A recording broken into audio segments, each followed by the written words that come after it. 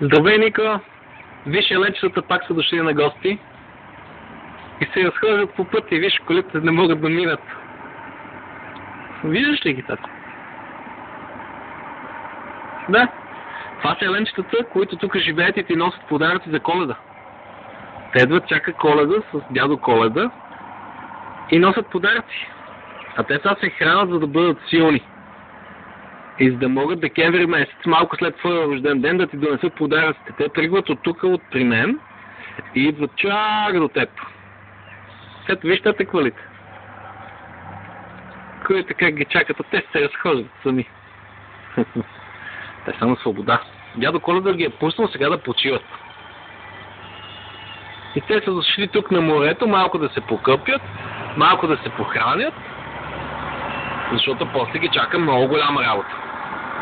Вижте са цяло стадо, виждаш ли ги? Ето ги там, ето ги тук. 1, 2, 3, 4, 5, 6, 7.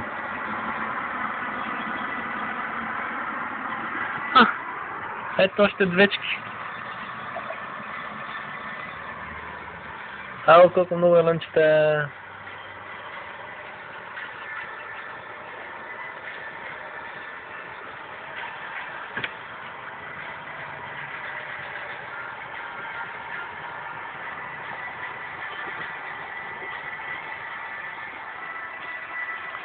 А сега е при мен 11:30 през нощта. Ти може би вече спиш и сънуваш котето.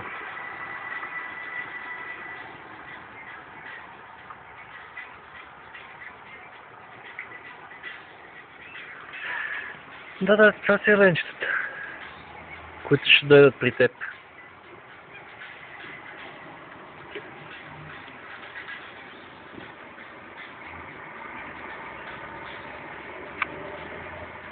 И колите спират и ги чакат да преминат, за да не ги ударят.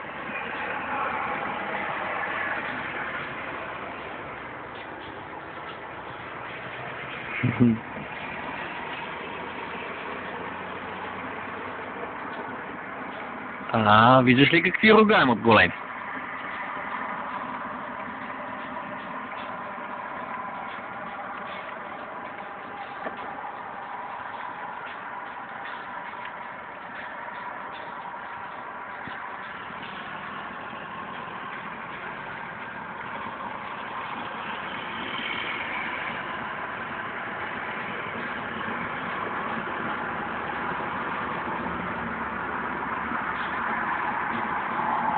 Ето е линейката.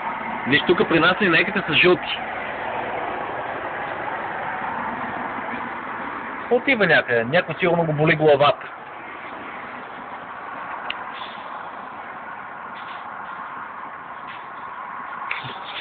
Хайде, Нико, чао, много те обичам.